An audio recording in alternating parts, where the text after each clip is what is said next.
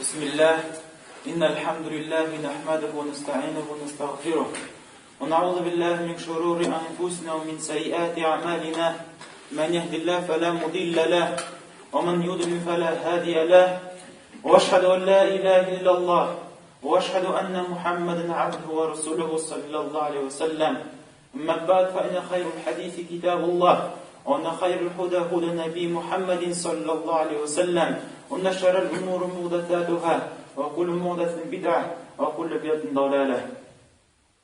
Соңыннан bütün мақтауларға лайыклы булган Аллаһ Тәгаләне мактыйбыз, бийеклибез. Барча bütün гыйбатларыбызны, дилдәге булган гыйбат булсынмы, йөрәктәге гыйбат булсынмы, агъзалар белән кыла торган гыйбатлар булсынмы, Пәйгамбәребезнең юлына туры китереп, без Аллаһ Тәгаләгә бу гыйбатларыбызны бөтенесендә тапшырабыз. Аннан соң шаһид бирәм, сөннәтте Аллаһтан башка лайыклы рәвештә гыйбат кыла торган зат юк, илля мәгәр Аллаһ Тәгалә үзенә. Һәм шаһид бирәм, сөннәттә Мухаммад дигән кеше, ул Аллаһ Тәгалә илчесе, аның кулы, аның пәйгамбәре. Соннан соң белез, кардәшләрем, сөннәттә иң яхшы сүз, иң бийек сүз Аллаһның китабы. Һәм иң туры юл, иң яхшы юл, ул безнең пәйгамбәребез Мухаммад саллаллаһу алейһи ва сәлләмнең юлы. Һәм иң начар эшләр, иң кабахат эшләр җир өстендә ул уйлап табылган эшләр. Һәм һәр уйлап табылган эш ул бидат, һәм һәр бидат ул адашу. Әйе кардәшләрем, бер безгә дә яшерен батырын түгел, мөселманнарыбызның хәлләрен караса, алар бүленешеп беткәннәр, һәрберсе үз ягын яклый. Һәм ни кызганыч, мәшһүр көннәрдә тагы мөселманнар арасында бүлә торган бер эшне эшлиләр. Ул инде Мәүлид дип әйтәләр. Ул инде Пәйгамбәребезнең туган көнен үткәрәбез дип күрәбез. Шушы мәсьәләдә мөселман ике якка бүленде. Бер якта әйтәләр, юк, бу Мәүлид бар, Мәүлидне үткәрә кирәк. Бу Пәйгамбәребезне без шайтыр искә төшерәбез, шайтыр без аны хөрмәтлибез. Һәм кара күпчелек мөселманнар моны эшлиләр. Икенче яктагы мөселманнар аларга каршы чыгалар һәм әйтәләр, юк, бу Пәйгамбәребезнең юлына туры килми. Чөнки Пәйгамбәребезнең юлы иң хәерле юл. Һәм ул Аллаһ Тәгалә безгә аны үрнәк итеп куйды. Аңа ярыр өчен, һәм аның юлында без аны күрмибез, шуның өчен дә инде без бу әйберне эшләмибез. Һәм менә карас, кардәшләр, ике юл чыкты хәзер. Ике юл чыкты мөселманнар арасында. Моны хәл итәргә кирәк. Моны ничек безгә хәл итәргә кирәк? Хәл итәргә әлхәмдүлилләһ юлларны Аллаһ Тәгалә безгә күрсәтте. Әгәр Аллаһның китабын ачып карасак, Аллаһ Тәгалә безгә ул хәлләрне хәл итәр өчен үзенең сүзләрен индерде. Аллаһ Тәгалә әйтә: "Фәин таназa'tum фи шай'ин фарудduhu ила Аллаһи ва расул, ин кунтум ту'мinu биллаhi вал йавмил ахир, залика хайру ва ахсану та'вила." Әгәр дә сез, эй мөселманнар, бер эштә, бер әйбердә тоткалашсагыз, ягъни килешмәсәгез бер әйбердә, аны кайтарыгыз Аллаһ Тәгаләгә һәм аның расулына. Аны кайтарыгыз Аллаһ Тәгалә, кайтарыгыз Аллаһның китабына, һәм аның расулына кайтарыгыз Пәйгамбәребезнең сөннәтенә. Әгәр дә сез Аллаһ Тәгаләгә һәм кыямәт көненә иман китерсәгез, карас, Аллаһ Тәгалә шарт куя. Әгәр сез чынлап әйтәсез, мин Аллаһка иман китерәм, мин кыямәткә иман китерәм дип чынлап та бу сүзне әйтәсез икән, менә мондый үзегезнең арагызда булган аңлашылмаган әйберне алай булгач кайтарыгыз Аллаһ Тәгалә һәм аның китабына. Кайтармагыз үзегезнең фикерләрегезгә, кайтармагыз үзегезнең гурыф-гадәтләрегезгә, кайтармагыз башка ниндер фикерләргә. Юк. Аллаһ Тәгалә әйтә: "Әгәр сез мөэминнәр икән, әгәр Аллаһка ышанасыз икән, кыямәт көненә ышанасыз икән, Аллаһ белән яхшы рәвештә Аллаһ белән чаршыга телисез икән, кайтарыгыз үзегезнең арагызда булган аңлашылмаган әйберне, кайтарыгыз Аллаһның китабына һәм аның Пәйгамбәренең сөннәтенә. Менә бу сезнең өчен бик хәерлерәк, дөньяда һәм ахирәттә хәерле була." Икенче аятында Аллаһ Тәгалә әйтә: "Мухталафтун фиһи мин шәй, фахукмуху иллаллаһ." Бер әйбердә әгәр ихтилафлансагыз, фахукмуху иллаллаһ, аның хөкеме Аллаһта ди. Аның хөкемен Аллаһтан эзләгез, аның хөкемен аның китабыннан эзләгез, аның диненнән эзләгез. Карагыз, Аллаһ Тәгалә безгә чыгу юлын күрсәтте. Чыгу юлын күрсәтте. Безгә кайтырга кирәк икән Аллаһның китабына һәм аның Пәйгамбәренең сөннәтенә. Шулай булгач, моны белгәч, Аллаһ Тәгалә хәзер икенче аятларында безгә күрсәтә һәм булай дип әйтә: فَلَوْ رَبِّكَ لَا يُؤْمِنُونَ حَتَّى يُحَكِّمُوكَ فِي مَا شَجَرَ بَيْنَهُمْ ثُمَّ يَجِدُوا فِي أَنفُسِهِمْ حَرَجًا مِمَّا قَضَيْتَ وَيُسَلِّمُوا تَسْلِيمًا. Senin Rabbin bilan ant itaman. Onlar iman getirmeyecekler. Kişiler dolu imanlı halde bulmasılar.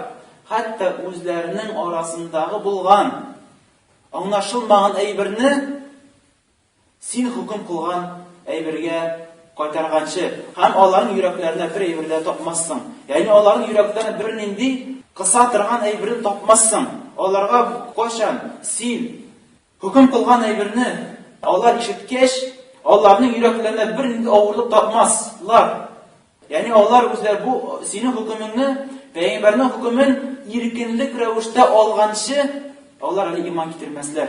Bu ayetten biz göremiz. Agar da Müslümanlar arasında bir bulayken, hem agar da onu Allah'ın hükümüne koytarsalar, hem nindir bazı kişiler bu hükümge, Allah'ın hükümüne, hem Peygamberin hükümüne kilişmeylerken, bunlar iman getirmediler. Çünkü bunu Allah Teala özü ant etib aytdi. "Felav rabbike", senin Rabbin bilan ant etaman la yu'minun. Onlar iman getirmeyecekler. Hatta özlerindagi bulgan eybirni sana qaytargancha, ham yüreklerine bir eybirde tapmaslar, ağırlık tapmaslar yüreklerinde. Şulay ettirip kardeşler, qaşan Allah'ın ayetlerini, hüccetleri yetkirgeç. Bunda biz göremiz. Allah Teala bizge haber bire. İki türkün bayılıp çığa ekan. Onlarning birisi Allah'ın hükmüne, Peygamberin hükmüne başını eğip iyereler. Çünkü Allah Teala aytdı: "İnnemâ kâne kâlu mu'minin izâ du'u ilallâhi ve rasûlih liyahkum beynehum en yekûlu semî'nâ ve ta'nâ ve ulâike humul muflihûn." Mü'minin sözü birgine buldu. Eğer de Allah'ını çağırsalar, Allah Teala hamının Resulüne onların arasını hüküm kılır için, arasına hüküm kılır için eğer de çağıralar iken Allah'ın kitabına, hamının sünnetine, müminlerin birgine söz buldu. O semi'na ve ta'na, biz işittik hem busundık. Mına bunlar indi jenguvchiler deb Allah Teala isbotlay. Hadi ikinci yakını qarayıq. Şulara qopma qarşı bulgan yoqlarini da Allah Teala sifatlay. O'zining oyatida: "Oyla du'u ilallohi ve rasulih liyahkum beynehum İza fariqun minhum mu'ridun." İkinci türkümünü qarağız.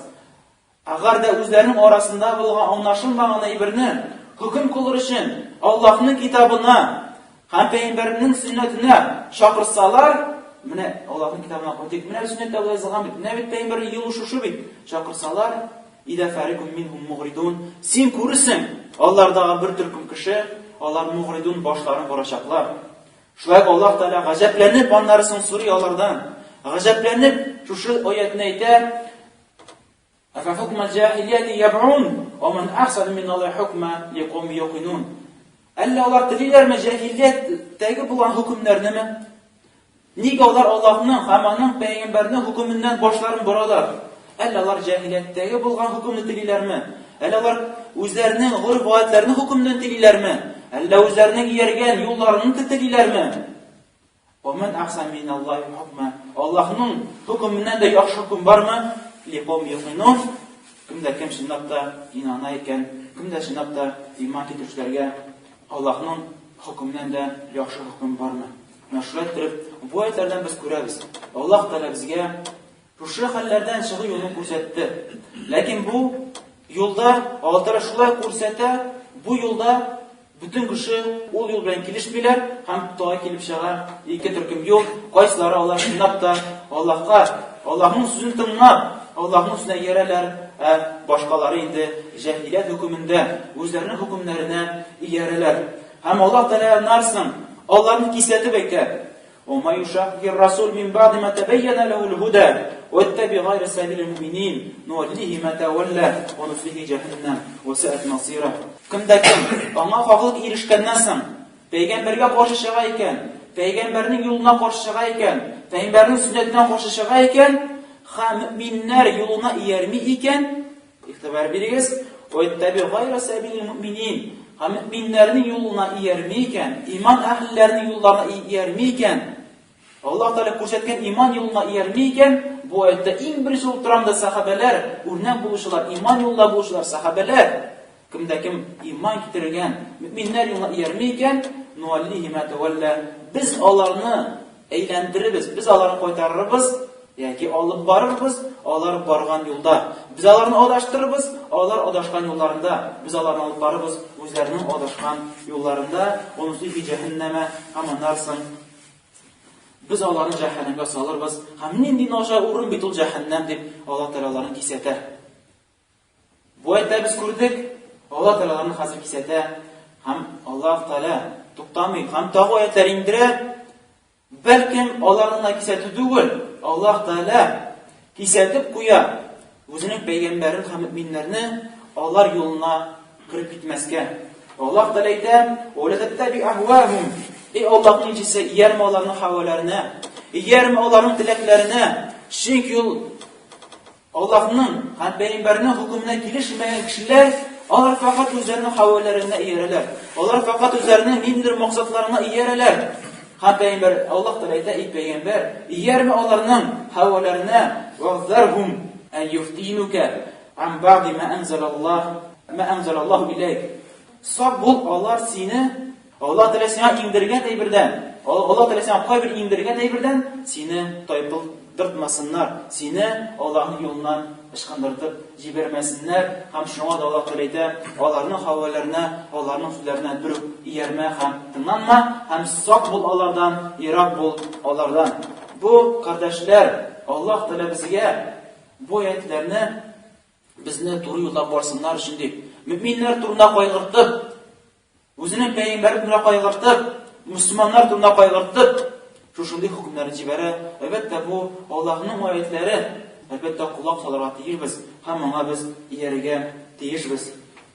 Ham bu o'zimizning jumoning boshida so'z boshlab jibargan edik. Hozirgi kunlarda yer shari bo'ylab bizning yashagan davlatlarni tugul, balkim yer shari bo'ylab payg'ambarning tug'an kuni o'tkazadilar. Ham ular o'zlarini ko'p shubhatlar keltiradilar, oddiy holatni o'shatib o'zlarini o'shtiralar. Lekin agarda biz aylanib qo'ysak, payg'ambarimizning yo'lina, sahobalarning yo'lina, payg'ambarimiz sollallohu alayhi vasallam vaqtida, payg'ambarimiz Muhammad sollallohu alayhi vasallam vaqtida tug'an kunni o'tkazmadi. Payg'ambarimiz o'lgandan so'ng bizning ummatning eng xayrli kishilari, eng xayrli payg'ambarimiz Abu Bakr 2 yil xalif bo'ldi. U payg'ambarimiz tug'an kunni o'tkazmadi. Ondan so'ng Umar bo'ldi xalif 16 yil bo'yi. U o'tkazmadi bu ibrini. Ondan so'ng bo'ldi Usmon radhiyallohu anhu, u buni o'tkazmadi. Ondan so'ng bo'ldi Ali, ondan so'ng bo'ldi boshqa sahobalarimiz, onlara xaliflar bo'ldi. Ular birsi de bu ibrini o'tamadi. Balkim 4-asrga hali buni musulmonlar bilmadi. Buni musulmonlar, imomlar, g'olimlar bu ibrini bor deb bilmadilar. Ammo eng birinchi bo'lib qolgan kelib chiqsin bu kelib chiqdi Misr yerida Fatimiy degan davlatda, Shiit davlatisida. Chunki 3-4-asrlarda Misrni bosib oldilar Shiitlar, Fatimidlar, ham o'zlarining bayramlarini, o'zlarining botil dinlarini tarata boshladilar, qabrlarni tuziy boshladilar, ham shirk qilanda paydo bo'ldi, ham boshqa ofatlar paydo bo'ldi. Ham shu ofatlarning birisi payg'ambarning tug'an kuni chiqardilar shu kunni, shu vaqtda, shu zamonda. Ammo hali musulmon ummatida, musulmonlarning g'olimlar boshida, imomlarida bu ibrikil belgili yo'q edi. Bu ibrikil yo'q edi, bu ibr. 4 mazhabning birisida da bu ibr yo'q. Abu Hanif mazhabida da. Abu Hanif o'zi 150-yilda o'ldi. Ularning bor ekanini biladi. Abu Hanifasi 200 yildan so'ng kelib chiqqan hali bu. Shafiy mazhabida, Ahmad mazhabida, Maliki mazhabida. Hamma bular imomlarda tabiinlar bir bu ibr belgili bo'lmadi. Ammo lekin 4-asrda bitta buzuq qavmdan, shiitlardan kelib chiqdi. Ondan so'ng bu ko'cha sufiylarga ham bora ham ne qizg'anish bugungi kunga kelib jetdi. Ham payg'ambarimiz Muhammad sollallohu alayhi vasallamning aytgan hadislari tugal to'g'ri keladi. Payg'ambarimiz sollallohu alayhi vasallam aytadi: "Siz o'zingizga hali bo'lgan qavmlarga iyarisiz. Andariyotlar bir ko'p keladi. Ular ortidan borasiz, hatto ular yilon tishmina kirib ketsalarda, Hatta onlar yılan teshigine kirib ketseler de, yılan teshigi bik de korkunç bulsa da, efetli hal bulsa da, lakin ne kızanış Müslümanlar Allah ortundan yer kirib keteler. Sahabeler soradılar, ya Resulullah, kim nersen alar bizge hatlı bulgan kişiler, Yahudiler ham Nasaralarmı? Peygamberimiz sallallahu aleyhi ve sellem aytdi, kim tağı bilsin deydi. Hamne kızanış meşhur halinde. Meşhur hal, nice Hristiyanlar olar İsa aleyhisselam'ın tuğan günü bilirler, ama bir gün koyup şulu halini har Müslümanlar da, Müslüman ümmetinde bulgan Müslümanlar da şu halini qabatlı başladılar ondan. Çünkü bu hal bir de bulgan aybir tügül, belki onlarsa kelip çıkan hal. Hamaların sözlerinden naqaşan o kişilerge aytkaş, neksin siz bu mevlidni ötkərəsiz, o bit gül dinde bulgan aybir tügül, belki yakında kiletirgan aybir tügül dinge, onlar aytalar, biz şuatır peygamberine büyüklüyüz, peygamberine zorluyuz, peygamberine hürmet kılabız. Peygamberine hürmet kılabız, biz peygamberimiz yaratabız bitti. Yaratığımızı şuatır bilgirtəbiz deyip. Subhanallah. Nişigindi bu? Nişigindi peygamberimizge günahlar bilen yaratığını bilgirtirge var. Nişik bula bu? Nidi akılgası yatırgan bu? Agar o sizin mevlidigizni korasak, anda şirikten başlap, onlar bu günni mevlidde kasidalar okuyorlar, şiirler okuyorlar. Hamu şiirlerini okup korasak, estağfirullah, anda peygamberini ilahi sıfatlarına sıfatlılar. Ham garip şeyler okuyorlar. Ni kızganış başka garip bulmayan kişiler okuyorlar. Nerse okuyanlarla bilmirler. Lakin anda sıfatlılar, peygamberini kötereler. Nişiganda Busayri şiirindekiler, ey Muhammed, sınıfta senin yumartlığından dünyada bulgan nimetler, ham ahiretteki bulgan nimetler senin kulda. Bu indi manası beyan eyten. Hamlakul mahfuzunun gılımı senin kulda. Şunda şiirler anda, bilasizmi? Anası bir galim eyte, Ahl sünnet ve cemaat galim eyte, Allah Teala birden kaldırmadılar bu sufilar diye. Dünya peygamber kulda bulgaç, ahiret peygamberinin kulda bulgaç, kimin tili cennetke kirte, kimin tili cehennemge kirte. Lakum lafuz gılımı peygamberde bulgaç, Allah kanlar sesini koldu. Bunlar kimle gıybet kılasın hakikaten de. Hemen şunu şiirlerini okuyla arkadaşlar. Onda irler hem altın kızlar bir uğrunda jıyılışıp bozukluk kılalar. Bir uğrunda jırlaylar. Hem başka peygamberimiz tıyılan işlerini işlerler. Nişigindi bu peygamberin yarattığı gibi anlatır. Nişik bula bu. Peygamberimiz sallallahu aleyhi ve sellem bulduralgan şey min emir etken işlerini işleyiz. Hem min tıyılan ayırdan tıyılağız. Eğer sen şınnap da ehtersin iken, şınnap da yüreğim ehtersin min peygamberini yaratan, ne peygamberi yersin. Peygamber kuşkanların işle, ne şu ettirsin delillersin. Peygamberimizge bulgan yarattığını Allah Teala "İn kuntum tuhibbunallah fattabi'uni yuhibbukumullah." Eğer şınnap da ehtersin iken min Allah'ın yolunu yaratan, peygamberi yerigiz, fattabi'un min yerigiz. Hem şundan sonra Allah Teala sizni yaratır. Ama lakin bu işleriniz bilen Allah Teala sizni yaratmayacak. Çünkü bu işlerinizde bozukluk bilen tulgan.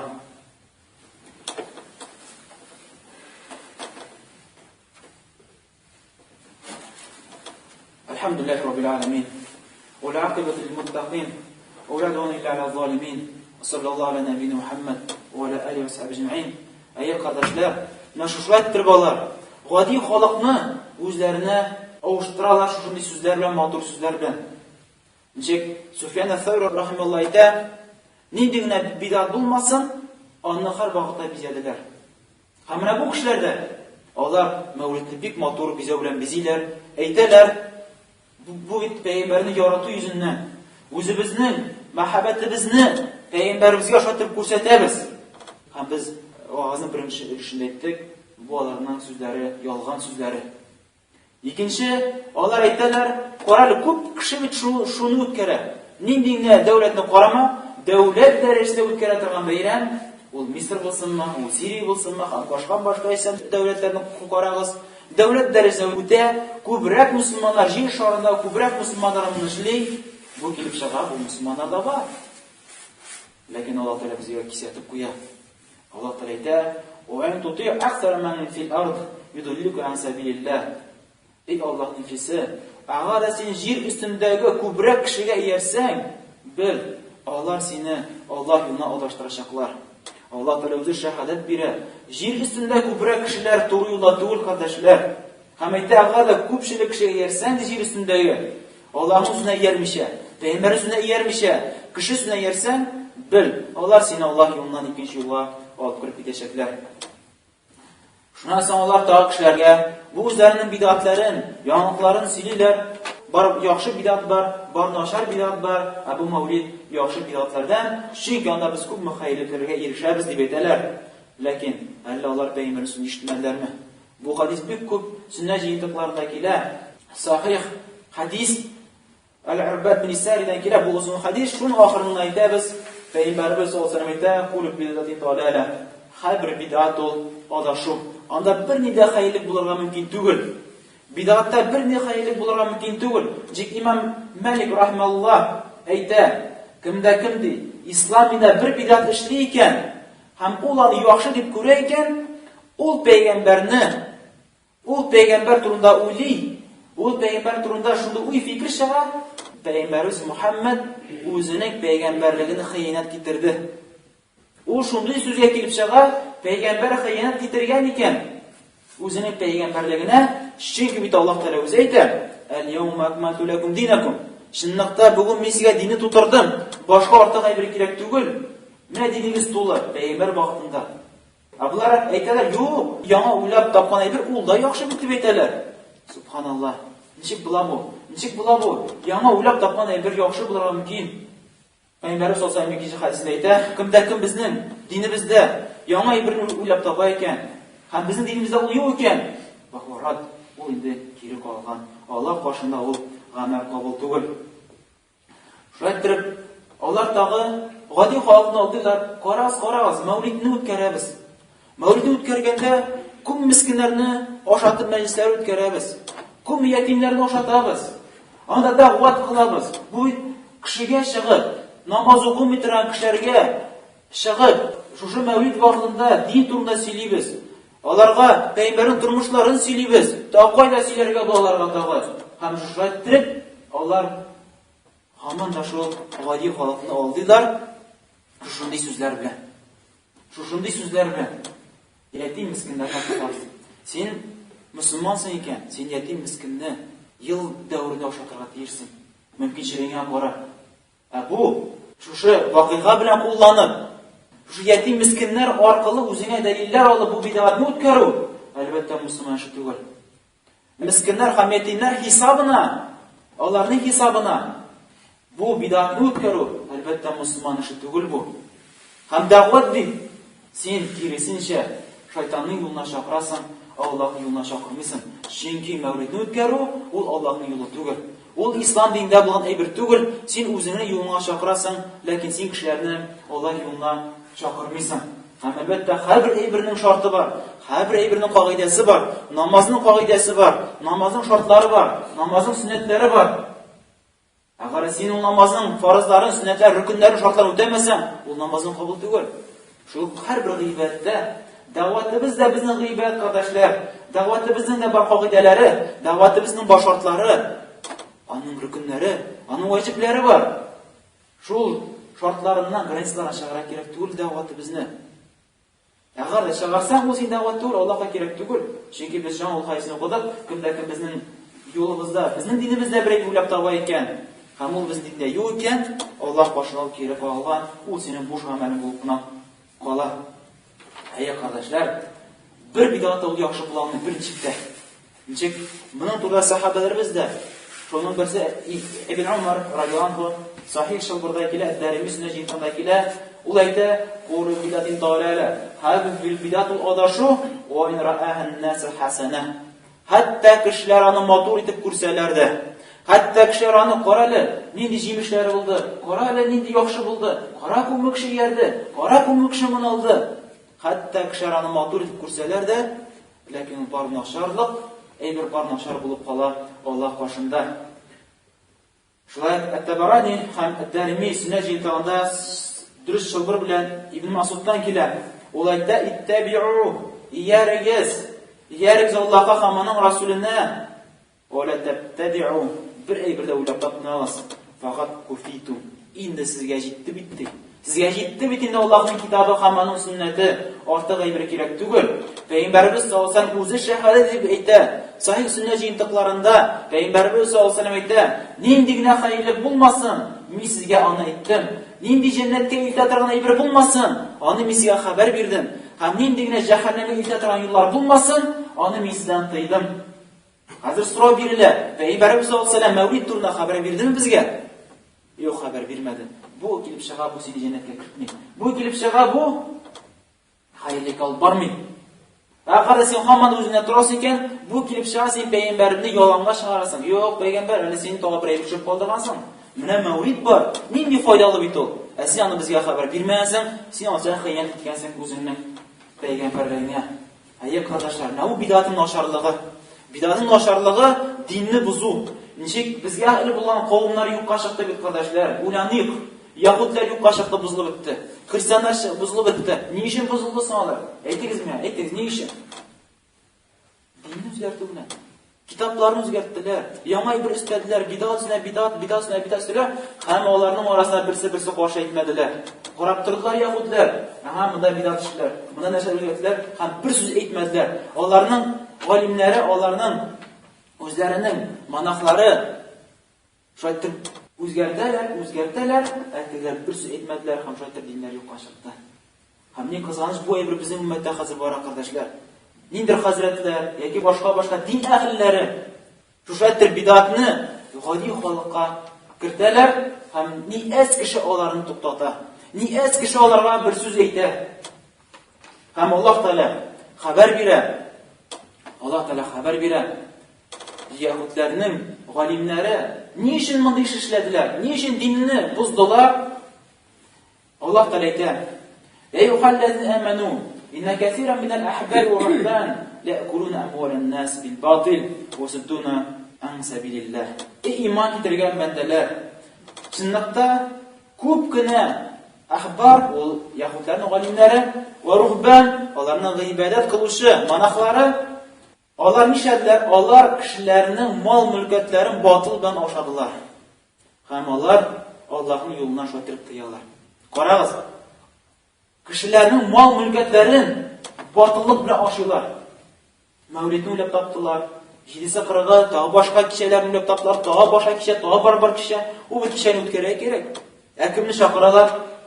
Ham shotir ular kishi hisobina, din hisobina, dinni sotib, dinga turli xurfatlar, bidatlar kiritib, nashatir bolar botillik bilan kishilarning mol-mulkatlarini oshilar. Shushaytir bolar yahudlar ham xristianlarga, ular g'oyimlarga yerlar, ularga oshadilar. Hamida Alloh taolo bizni albatta bu bilan saqlasin. Alloh taolo so'rib duolar qilib, Alloh taoladan Robbim Allohim bizga to'g'ri yo'l ber.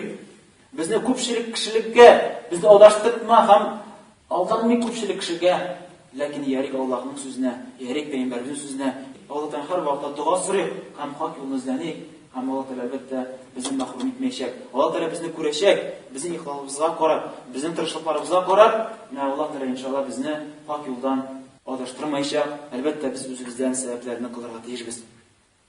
سبحانك اللهم وبحمدك نشهد ان لا اله الا انت نستغفرك ونتوب اليك ربنا اتنا في الدنيا حسنه وفي الاخره حسنه وقنا عذاب النار غفرانك ربنا ولك المصير. الصلاه